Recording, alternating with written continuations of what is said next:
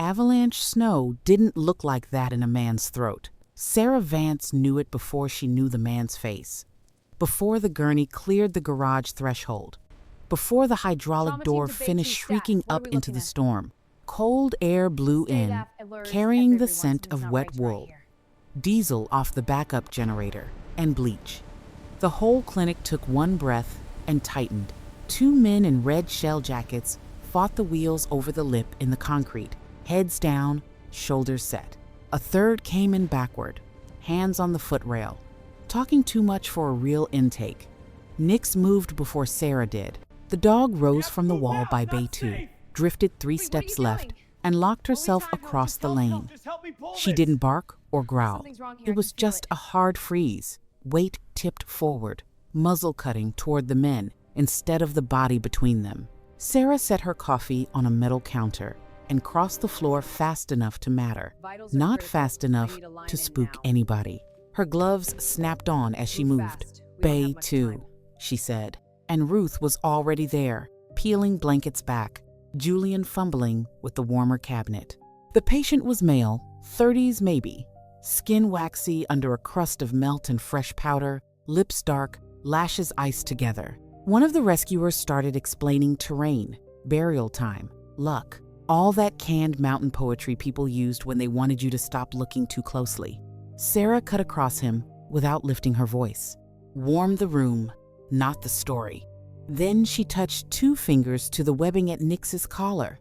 The dog did not look at her. She was staring at the lead carrier's hands. Hold shadow. Nix yielded half a step, enough for the gurney to pass, not enough to make the men comfortable. Sarah saw that too. Saw the quick glance the one at the head gave the one at the foot.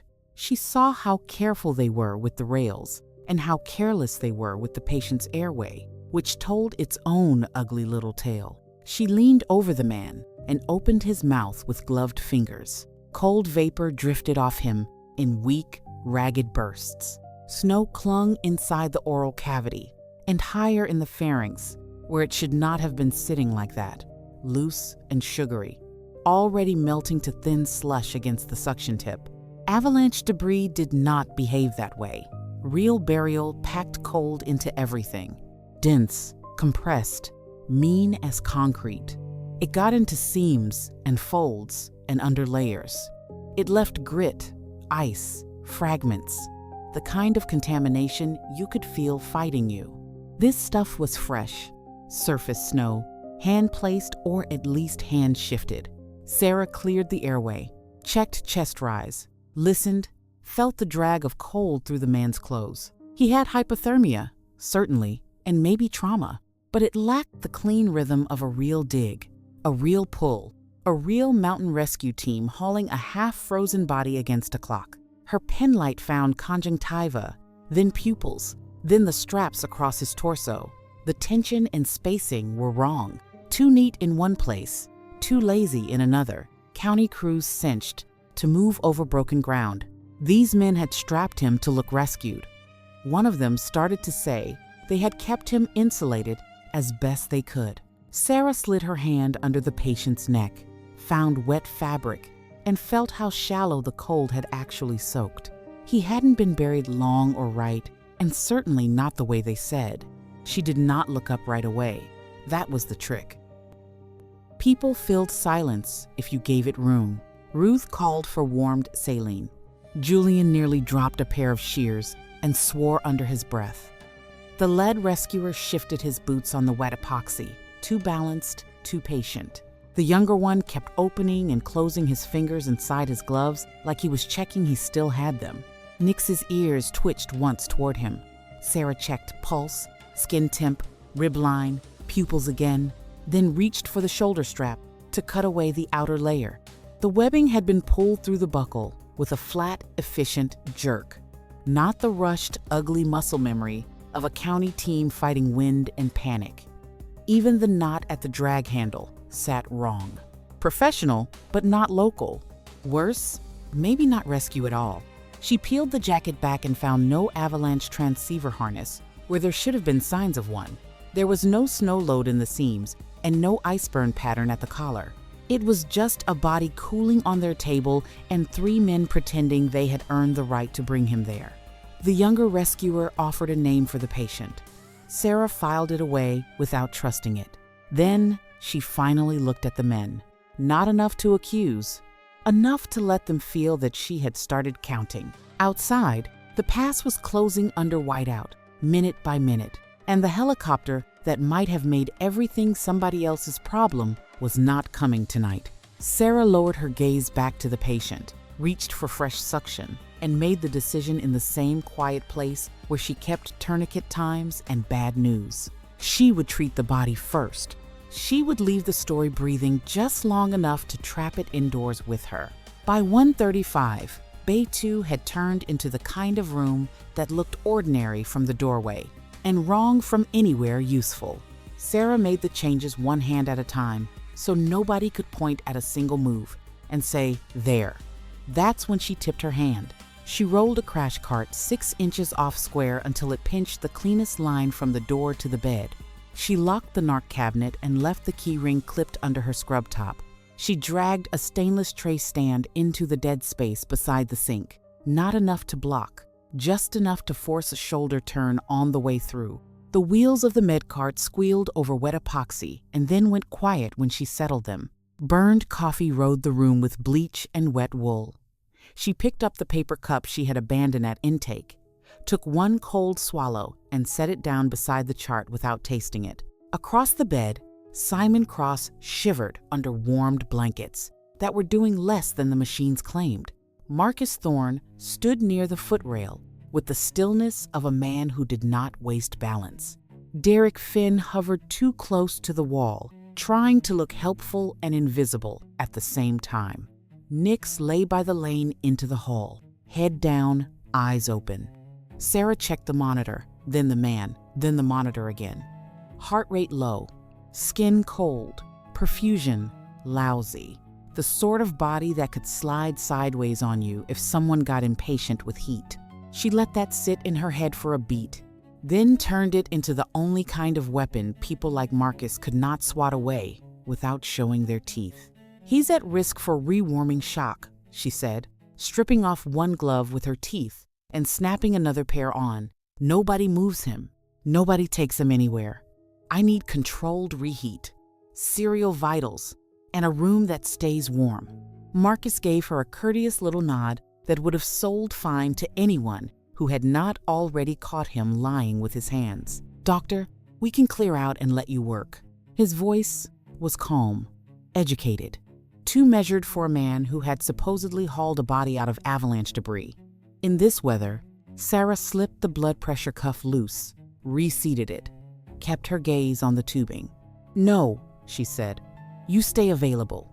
If his temp rebounds wrong, I'll want the extraction timeline again." That put a hairline crack through the room. Not fear, not yet, pressure. Ruth glanced up from the warmer unit and caught it too. Julian looked from Sarah to the 3 rescuers and finally understood this wasn't just a bad mountain pull. Nobody said it. Nobody had to. Sarah adjusted the blanket around Simon's shoulders and watched, in the reflection off the monitor glass, Marcus checking distances that had not been there 5 minutes ago. Derek was the weak one. She had known it at the garage. Eager men always wanted to sound useful, and useful men usually stepped on a landmine of their own making, if you let silence work long enough. Sarah gave him that silence now while she lifted Simon's wrist, watched the delayed capillary refill, and touched the skin above the IV site. He could not leave his gloves alone. Tap, rub, tap again. "We got him out fast," he said. Kept compressions ready in case the heart went asystolic from the cold. Standard hypothermic code stuff. It was too quick and rehearsed, completely wrong in the center. Sarah did not look at him. "You started compressions on a buried avalanche patient with a pulse?" she asked, as flat as gauze. Derek blinked. "No, I meant if he'd gone under, with the core temp and, the ventricular side of it." There it was, the slip. Not dramatic, just enough. Real rescue medics in this county use the terms the way people use tools, scarred from repetition. Derek was picking from a drawer he had only seen open from across the room.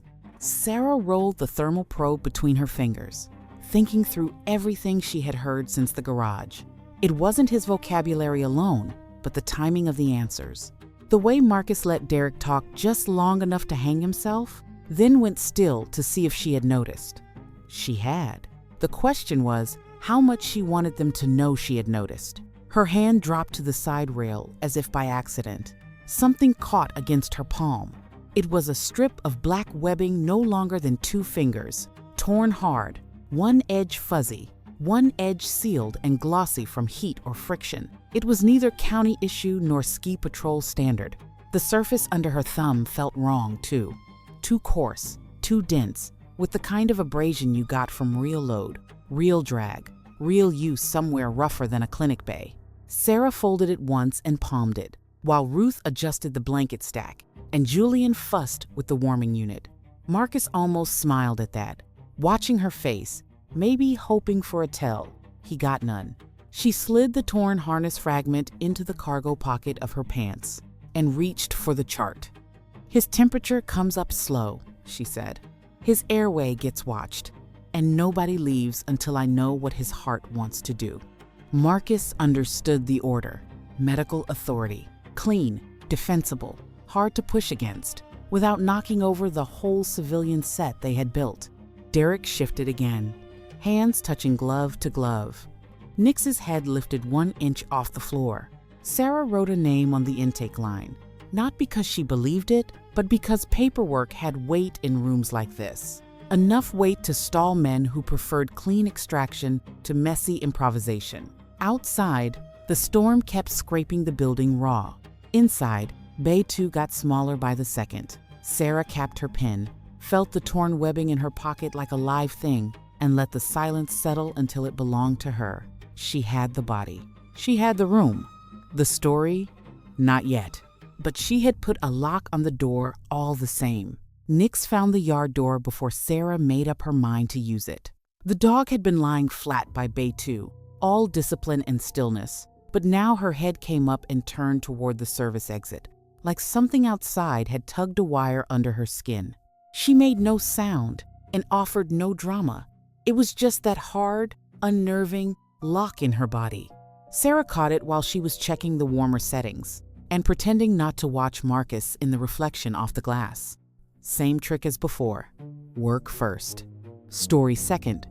She peeled one glove off with her teeth, grabbed her shell from the hook by the sink, and shoved the torn harness fragment deeper into her cargo pocket. If there was more of that outside, the storm was already erasing it.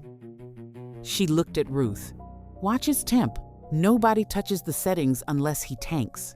Ruth gave her one long, flat stare. That meant she had questions and planned to save them for later. Good. Questions were a luxury. Sarah touched 2 fingers to Nix's collar. The dog rose at once. Marcus saw the movement. So did Derek. Neither said a word. That made it worse. Sarah pushed through the side door, and the mountain hit her full in the face, like it had been waiting. The yard had stopped looking like a place people worked, and started looking like weather, with walls stuck in it. Wind came through crossways, dirty and mean, dragging pellets of fresh snow that stung the skin under Sarah's eyes and found every seam. The clinic lights spilled out a weak yellow wedge over drifted ground, then got swallowed whole. Beyond that, nothing held still long enough to trust. Nix moved low, nose cutting the air, paws widening on the packed crust. Sarah followed the dog's line toward the dark shape of the equipment fence, eyes watering from the white glare thrown back by the new snow. It was one of those mountain tricks that made fools of good people. 5 feet looked like 10. 10 looked like open country. She saw what looked like a drag mark angling off toward the generator shed and committed to it too fast. That was the mistake. By the time she reached the place, the line had gone soft and broken under wind-loaded powder. It wasn't a drag, just surface scrape and shadow. Sarah stopped dead, pissed at herself in that cold, surgical way that sat lower than panic. She stripped one glove off with her teeth, blinked hard, and pressed the heel of her bare hand against her eye until sparks burst in the dark. It was stupid, but not fatal yet. Nix had moved on without her, head snapping once toward the buried edge of the yard by the service lane. Sarah crouched beside the dog and made herself start over. She focused not on what she thought she had seen, but what was actually there: wind direction, compression, and footing. The powder on top was new and loose, but under it the snowpack held a different shape, a flattened shoulder where weight had been forced through before the latest burst came down. Something had crossed here, maybe more than once. Not a body dragged clean, not all the way, but movement, transfer. There was a pause and a direction change. She found a half-moon gouge where a sled runner or hard case had clipped crust and bounced. Then she lost it again when the light hit wrong and the yard went flat as paper. It was whiteout blindness, plain and stupid. The mountain took depth away and fed back brightness until her brain started filling gaps with confident lies. Nix pawed once at the snow near the service lane, then froze again, muzzle twitching into the crosswind. Sarah almost pushed farther. Almost. The cold did that. It made every bad decision feel clean. She backed off before she turned one uncertain trace into a broken ankle and a dead dog. By the time she got the side door open again, her lungs burned, her right cheek had gone numb, and anger sat under her ribs. Warm air from the clinic hit her face and felt fake. Simon was half gone and clawing his way back by the time she got inside. Ruth had the blankets opened. Julian had one hand on the warmer controls and the other hovering over the rail. Sarah crossed to Bay 2 and checked the patient before she said a word about the yard. His shivering had thinned again, bad sign. His skin looked stretched tight over the bones of his face. She put 2 fingers against his neck, counted, then leaned close when his mouth moved. It took 3 tries for him to make sound. The first 2 were just air and pain. On the 3rd pass, the word came out scraped raw. Shadow. Julian looked up, confused. Ruth didn't. Simon whispered a little more. No full sentence, just fragments, broken by cold. He had been buried below the hard layer before dawn, and the lane marker was gone. Confirmation, not coordinates. They needed him alive because he knew where something was under the mountain, and weather was closing over it by the hour. Sarah went to the supply locker because some motion showed up before permission did. Her fingers found the keypad, the latch, the shelf. She took the pistol from the lockbox and checked it by touch. She checked that the magazine was seated and the chamber was clear, pulling the slide back and then forward. No flashback came, just muscle memory showing up to work. Nix waited at the corner, eyes on her. Sarah slid the pistol to the back of her waistband and stood. Simon made a sound from the bed, not speech now, just pain. Sarah looked back once, then turned toward the hall with cold iron at her spine. The radio broke the room open, with static and a county dispatcher trying not to sound scared. Sarah heard the bad news before the words settled into sense. Too much hiss, too many repeats. Wind chewing the signal apart. Then it came through clean enough. The pass was closed until daylight minimum, with state plows off the road and air response scrubbed.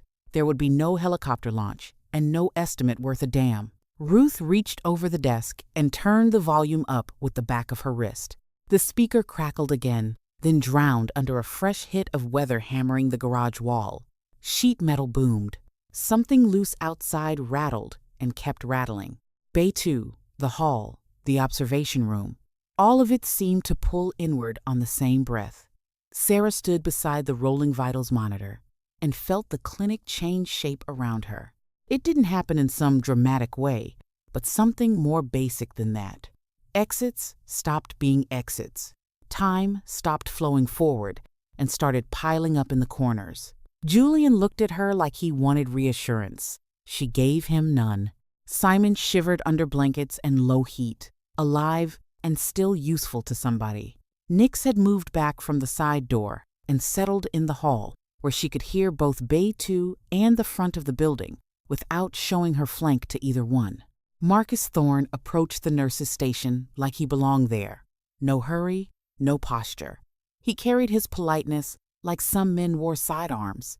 Snowmelt had dried in dark bands on his sleeves. "Sounds like you're cut off for a while," he said. His voice stayed low, so people leaned toward it without noticing. "Anything you need from us before this turns into a long night?" Sarah watched his eyes, not the smile. He wasn't looking at faces.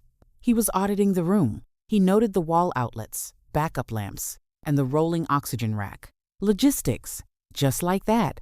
He asked Ruth where they kept extra blankets. He asked Julian if the building lost heat fast when the wind shifted north. Then, almost as an afterthought, he looked toward the breaker panel door and asked whether the backup system carried the whole clinic or just the treatment bays. No edge in it, no overt threat. Just a man trying on the dimensions of a trap. Sarah answered before Julian could. "Enough." Marcus gave a small nod, like they were discussing weatherproofing over coffee instead of a sealed mountain clinic. Derek stayed farther back now, close to the wall, hands tapping glove to glove again. He had gone pale under the windburn. Martha Hayes was the one who broke the moment.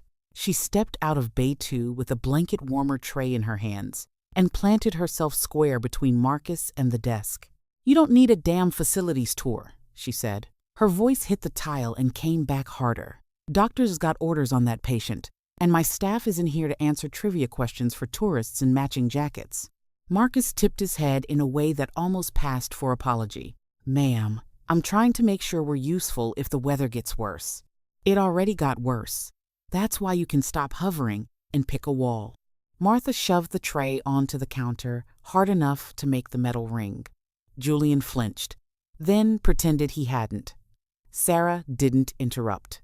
Martha had been right to guard her own floor, and there was value in letting Marcus see the place had more than one spine in it. He shifted back half a step. It was not a retreat, but a recalibration. Men like him didn't mind being checked if the check taught them where the real boundaries were. What mattered was what he did next. He didn't push. He didn't flare up. He turned, slow and tidy, and walked the edge of the station instead, boots landing with an even cadence that did not match civilian nerves. Nix's ears tipped toward him, then toward the two men he had left by the hall, then back again. Julian noticed the dog before he noticed his breathing had gone shallow. "What's wrong with her?" he asked. Nix had not barked once all night. She wasn't pacing either, not really. She would lift her head at a footfall, hold still, then let it drop. She'd do it again a beat later.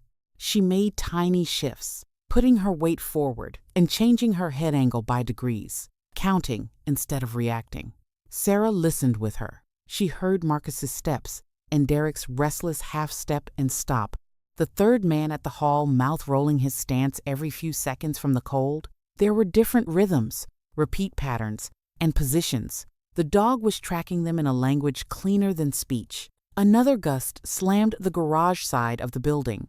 The radio spat static. Somewhere farther back, Theo cursed at a stubborn vent. Sarah kept her eyes on Marcus while she answered Julian. "No, she's counting." Julian frowned, not getting it. Marcus got it. Sarah saw the understanding land in the set of his shoulders. It was not fear, but respect, maybe, or annoyance, that the room had one more sensor than he'd budgeted for. Simon made a thin sound from the bed, half shiver, half breath. Martha went back to him. Ruth adjusted the warmer settings. Sarah stood in the middle of the shrinking clinic and let the silence draw tight again. Cut off by road, cut off by air. A small building full of heat, bodies, and lies. Sooner or later, somebody would make the first real move. For now, the dog kept count.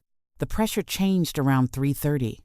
It wasn't louder, but sharper. Sarah felt it before the first move, the way a medic feels a patient tip from sick into crashing half a second before the monitor catches up. Simon had dropped into a rough, shallow rhythm that made every minute expensive.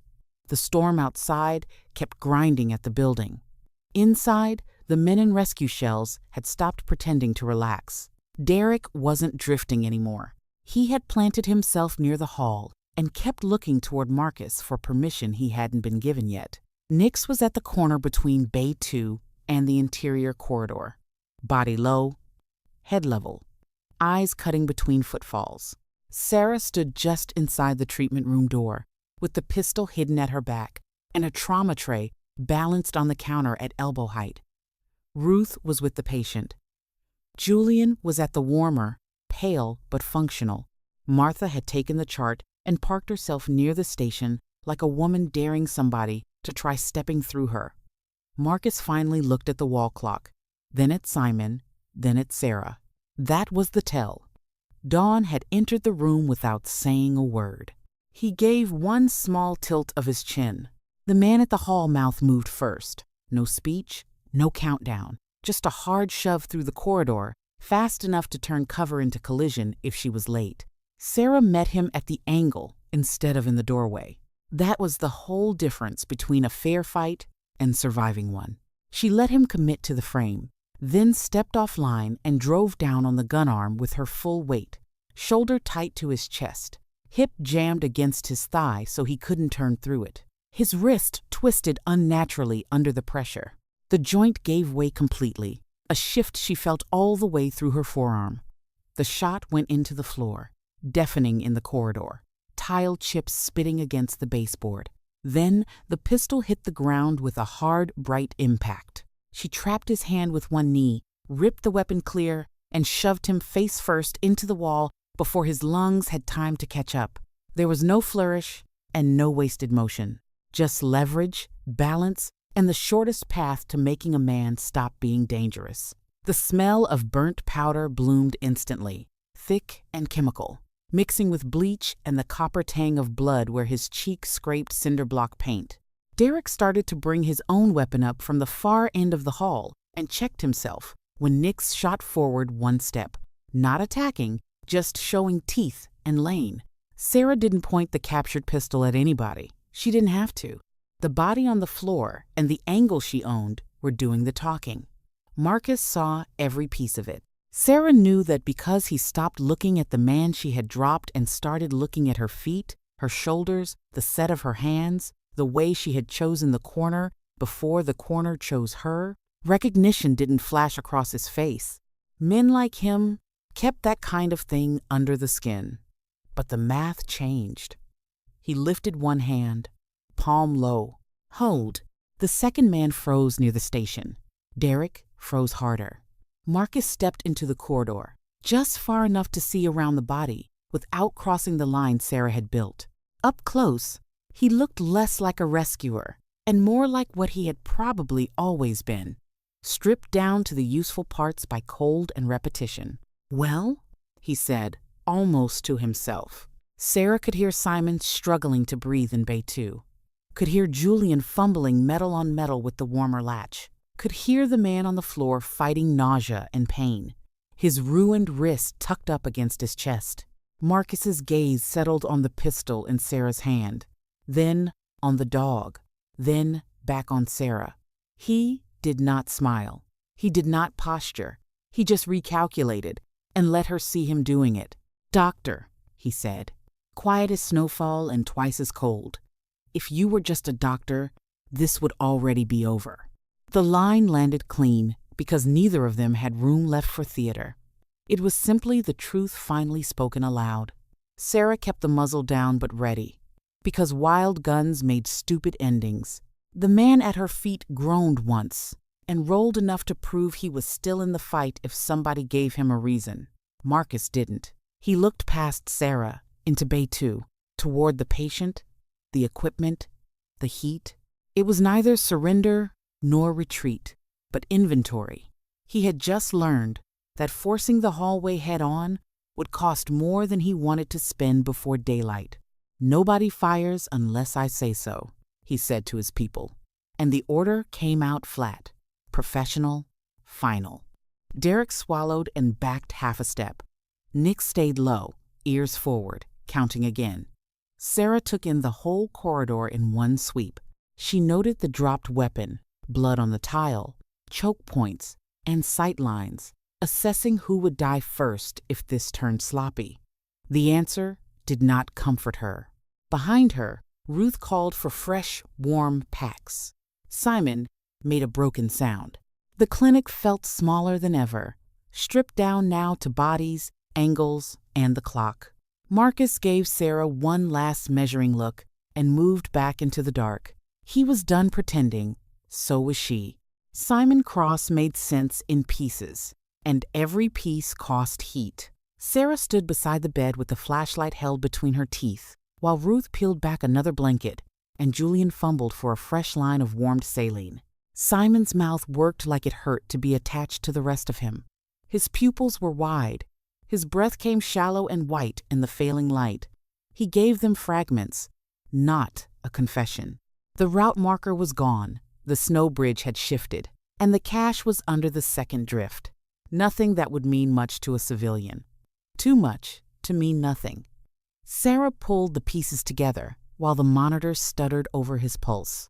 He wasn't carrying money or names or some giant conspiracy everybody could make speeches about. He was carrying access. He knew where something had been buried before the mountain changed shape at dawn, and he was the only living body in the room who could confirm the exact place when visibility came back ugly and partial. Marcus needed the man alive long enough to point at snow and say yes, there. After first light, that clean window died. Wind would reset the whole slope. Tracks would vanish. Drift lines would lie. That was why they had staged a rescue, instead of just putting a bullet in him and walking away. Sarah felt Marcus arrive at the doorway before she looked up. He did not crowd the room. Men like him never wasted that kind of movement. He stood with one shoulder against the frame, watching Julian tape the line down with hands that shook harder every minute. "How bad?" he asked, like he had a right to the answer. Sarah kept her eyes on Simon. Bad enough that talking is stealing heat. Marcus took that in, then looked to the monitor. The warmer unit, the ceiling vent, the red backup lamp over the sink. It was inventory again. Not anger or wounded pride from the hallway. Just a new calculation, colder than the one before.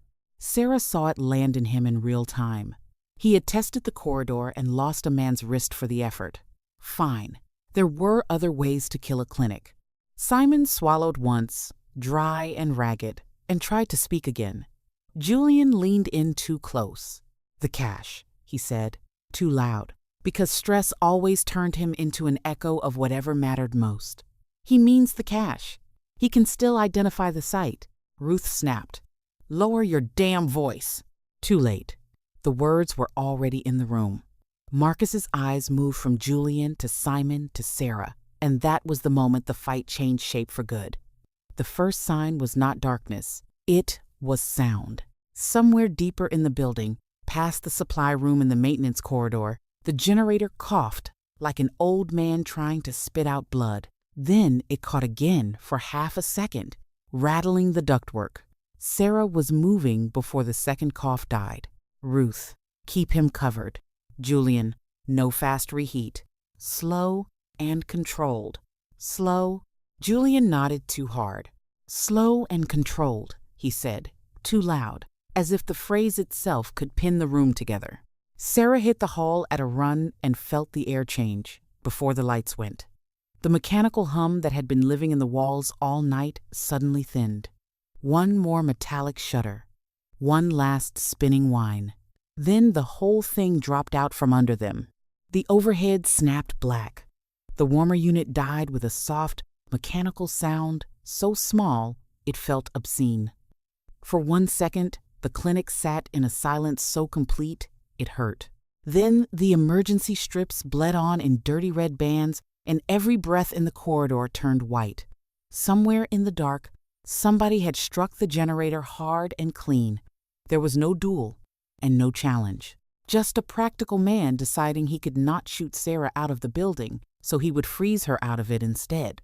Bay 2 changed instantly. The cold rolled in low first, around the ankles, under the carts, up through the metal legs of the bed, and into every piece of equipment that still mattered. Simon's pulse alarm began a thin, panicked beeping that sounded louder in the dark. Julian was already muttering to himself now. Smaller, stripped down to the bones of the instruction. Slow, controlled. Ruth had one hand braced on Simon's sternum, and the other dragging every spare blanket she could reach over his legs.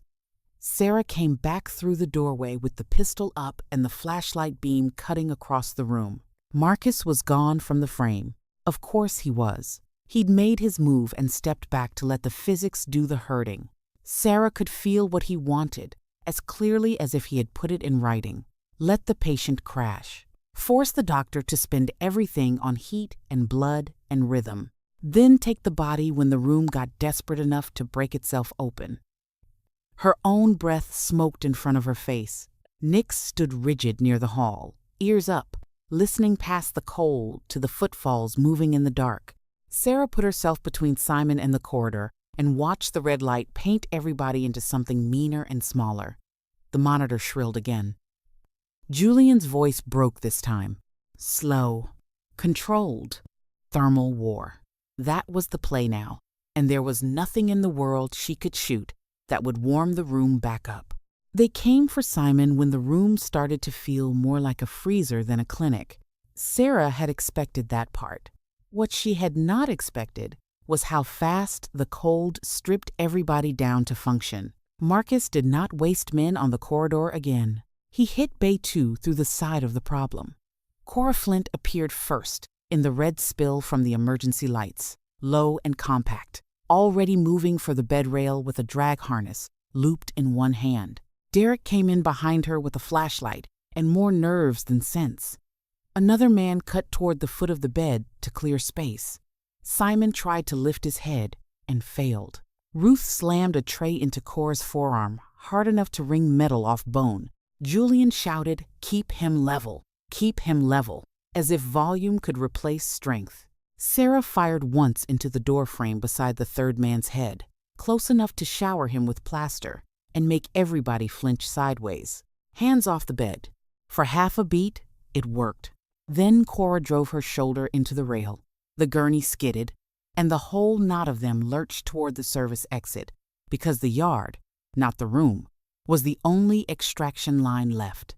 Nix snapped forward, silent, and Sarah went after them, because there was no version of this that stayed indoors. The door blew open, and the mountain took a swing at all of them. Crosswind hit Sarah across the chest so hard it broke her stride and shoved her into the jam. Snow came in flat and fast, every grain another small insult. The yard lights had gone dim with the power loss, leaving the drifts to build their own false edges. Cora and the others were trying to muscle the gurney by brute force now, dragging Simon half off the mattress pad, half onto a rescue shell they had spread under him for the haul. Sarah cut left to use the drift line as partial cover and got the pistol up on instinct. Her thumb touched the metal at the safety, and the cold bit clean through the glove, a sharp little burn that stole feeling right where she needed it most. She squeezed and found the trigger late by a sliver, no more than a blink. Maybe 0.04 seconds, but enough. The shot went wide into snowpack instead of shin. She felt the miss in her teeth. That was the bill coming due. The cold had reached her hands. Cora saw it too and changed angle at once, trying to use the drift as moving cover while the wind slapped at everyone's balance. Nix stayed ahead of Sarah by a body length, head cutting side to side, not tracking people now so much as reading the ground under them. The dog found the bad patch before Sarah did. Nix checked hard, weight dropping onto her haunches, muzzle stabbing toward a spot that looked no different from the rest of the churned white yard.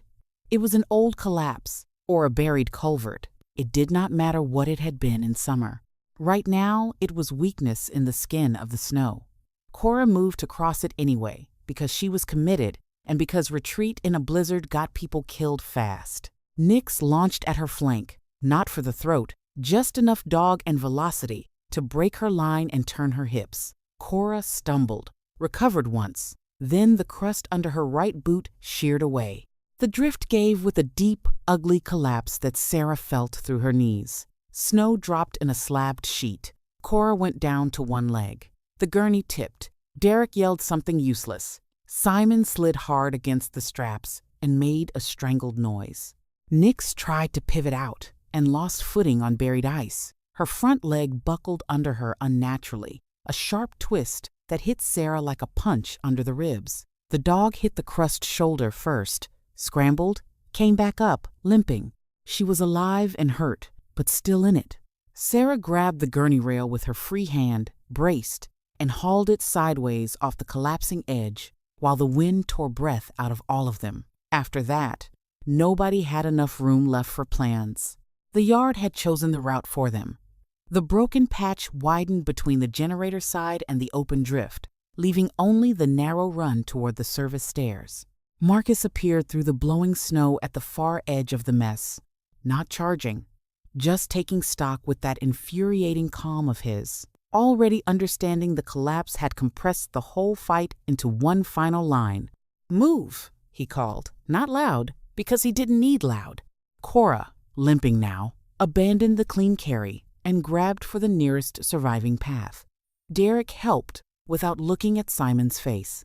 Sarah backed with the pistol up and one hand on the rail, her right thumb numb and stupid against cold steel. Nyx stayed on 3 good legs, long enough to cover the angle, teeth bared, chest heaving white into the dark. The crosswind kept slamming into Sarah's left side, trying to roll her weight off her feet every other step. By the time they hit the first concrete lip of the service stairs, her forearms were shaking from strain and cold together. Simon's monitor lead had torn loose somewhere in the drag. Boots hammered concrete under the storm's grind. The choke point was ahead now. There was nothing else. No spare routes and no clean exits. Just stairs, steel, and whoever still had enough left to hold. The service stairs were narrow enough to make everybody honest. It had concrete steps and a steel rail slick with melt. One weak emergency strip painted the landing red while the storm boomed through the outer shell of the clinic like somebody hitting sheet metal with a sledge. Marcus Thorne came up the last few steps with Simon's stretcher jammed behind him and nowhere left to run. Sarah had the wall at her back and the pistol up in both hands, though her right thumb was half numb from cold. Nyx held low at the edge of the landing, on 3 good legs, chest pumping steam, left foreleg tucked just a little wrong. Marcus saw all of it. The dog, the stair angle, Sarah's shaking hands, Derek crowding up on his right, Cora lower on the steps, favoring one leg. Simon made one wet, dragging sound from the stretcher and the monitor, still hanging on by one surviving lead, gave a weak protest. Marcus clenched his jaw, measuring the span between them. Sarah did not lower the pistol. Marcus did not raise his. They had run out of room for tricks. All that was left was timing, leverage, and however much blood each of them still had to spend. Marcus shifted first. Not a rush, just one measured step that put his shoulder between Sarah and the stretcher and forced her to choose which line mattered more. He was good enough to make the move look smaller than it was. Sarah gave ground by half a foot, enough to keep the muzzle clear, and felt the rail bite through her sleeve. Derek started to bring his weapon up under Marcus's arm. That was the opening. Thin, ugly. Maybe the last clean one she would get. Sarah looked once at Nyx. The dog's ears twitched. Pain had narrowed her, not slowed her. Hold shadow. The words came out flat, almost buried under the wind, but they hit the dog like a switch. Nyx disappeared off the edge of Sarah's sightline and came back from Marcus's blind side in one hard burst of muscle and training. She took the back of his upper arm, not the throat, not the wrist, just above the elbow where Kevlar met cloth. Teeth hit fabric with a dry tearing scrape. Marcus grunted and dropped half a turn toward the bite. 2 seconds. That was all the dog bought her. 2 seconds was enough. Sarah stepped inside his line, smashed the pistol into the base of his wrist, tore his hand off the weapon, and drove him down into the rail, hard enough to ring metal through the whole stairwell. The gun was knocked free. Cora swore. Derek froze. Marcus hit one knee and Sarah had him there, muzzle under his jaw, his good hand pinned and useless. For one suspended instant, the landing went perfectly still. Then Simon's monitor screamed. Not loud, worse than loud, thin and dying, the kind of sound that turned every other choice childish. Sarah could have finished it there. She knew exactly where to put the shot, knew how to clear the landing after that, if she stopped being a doctor for one trigger press. The old part of her rose up clean and cold. End the threat. Finish the line. Make the room safe. Then Simon made that choking, drowning sound again, and the whole thing broke. Safe wasn't on the landing.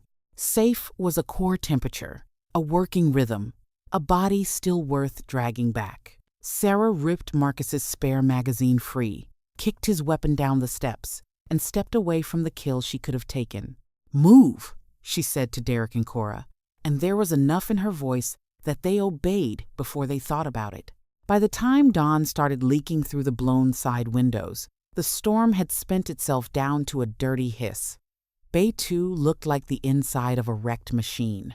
Blankets were everywhere, with blood on the tile and meltwater under the cartwheels. Bleach, cold air, and the iron smell of old blood sitting together in the room like they belonged there. Simon was still alive. Barely, but alive. Ruth held pressure where Sarah told her to. Julian repeated numbers under his breath, while he watched the rhythm climb back, one beat at a time.